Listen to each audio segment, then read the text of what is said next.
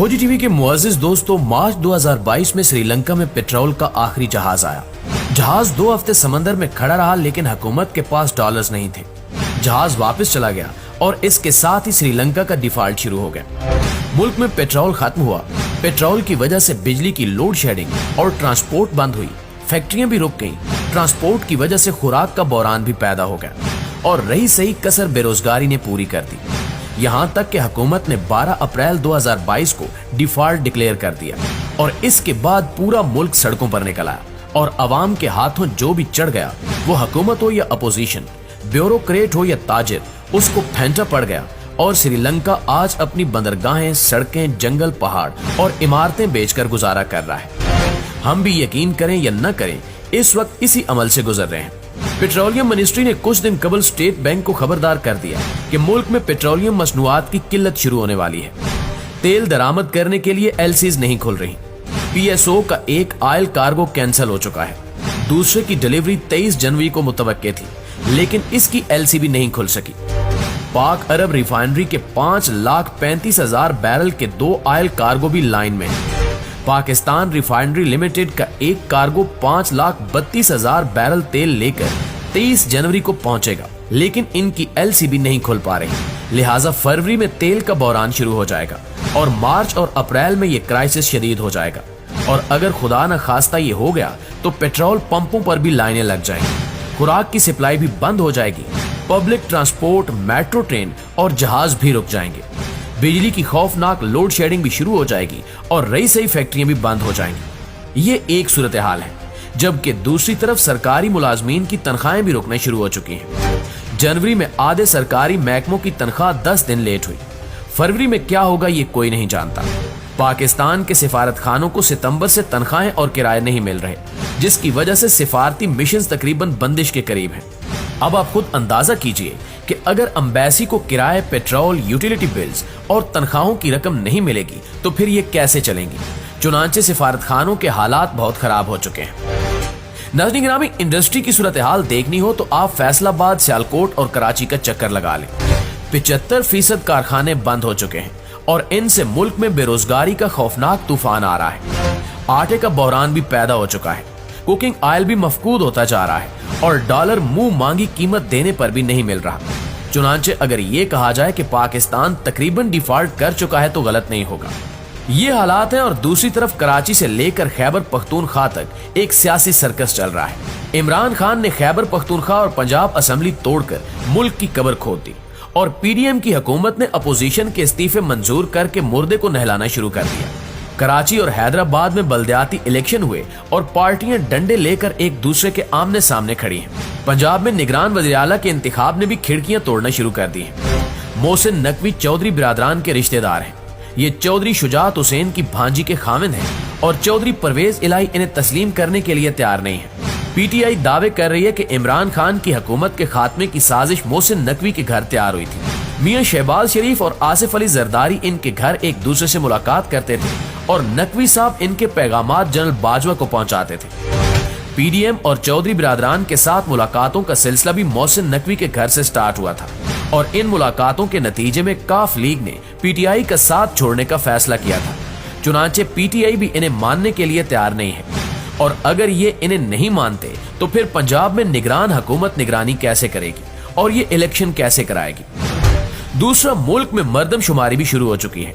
ये 30 सितंबर को मुकम्मल हो जाएगी। इलेक्शन कमीशन मर्दमशुमारी के बाद 4 महीनों में नई हल्का बंदियां करेगा और यूं अगस्त में मुल्क नए इलेक्शन के काबिल होगा। अब सवाल ये है कि क्या 2 सूबों में पुरानी मर्दमशुमारी और पुराने हल्कों के तहत इलेक्शन होंगे और बाकी 2 सूबों और विफाक के इलेक्शन नई हल्का बंदियों के मुताबिक होंगे। तीसरा, क्या मुल्क में अप्रैल में केपी और पंजाब के इलेक्शन होंगे और फिर अक्टूबर में सिंध, बलोचिस्तान और विफाक के इलेक्शन। और क्या इस दौरान इमरान खान कौमी असेंबली के 70 हलकों से ज़िमनी इलेक्शन भी लड़ेंगे और क्या ये 70 सीटें जीत कर भी कौमी असेंबली नहीं जाएंगे और क्या 70 सीटों के ये ज़िमनी इलेक्शन भी जाया हो जाएंगे। नाज़रीन गिरामी, अगर ऐसा होगा तो क्या हुकूमत इलेक्शन खेलेगी या ये पेट्रोल, बिजली, गैस, खुराक और बरामदात का बंदोबस्त करेगी।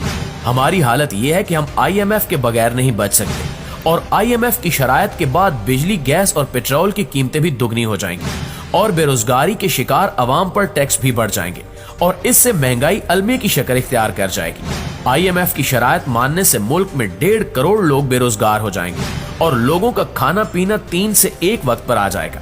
हमारे दोस्त मुल्क सऊदी अरब, UAE और चीन भी हमारी मदद कर करके थक चुके हैं। हमें इनकी तरफ से भी साफ इनकार हो चुका है और अमेरिका मुद्दत पहले ही हमसे मुंह मोड़ चुका है। चुनांचे अब हमारे पास बेचने के लिए सिर्फ 2 असासे बचे हैं, एटम बम और फौज। हम अगर बैनुल अक़वामी ताकतों की शराइत मानते रहे, हम अगर इसी तरह कर्जे लेते रहे, तो फिर हमें बिल आखिर इनकी ये दोनों शराइत मानना पड़ेंगी। एटमी प्रोग्राम सरेंडर करना पड़ेगा और फौज की तादाद कम करना होगा और इन दोनों शराइत की अपनी कीमत है। हम इसके बाद कश्मीर भी नहीं ले सकेंगे और अभिनंदन जैसे पायलट्स के जहाज भी नहीं गिरा सकेंगे और हम इसके बाद श्रीलंका, नेपाल और भूटान बनकर रह जाएंगे। मुअज़्ज़िज़ दोस्तों, हम यह फर्ज कर लेते हैं कि army chief general Asim Munir IMF, world bank, Saudi Arab और चीन को मना लेते हैं और ये मुल्क आखिरी बार हमारी मदद कर देते हैं, तो क्या ये रकम भी इलेक्शंस और इस सियासी बहरान का लुकमा नहीं बन जाएगी? और क्या हम अगले साल आज से भी ज्यादा बदतर पोजीशन में नहीं होंगे? चुनांचे अब सवाल ये है कि इस सूरत हाल का आखिर हल है क्या? इसका सिर्फ और सिर्फ एक हल है।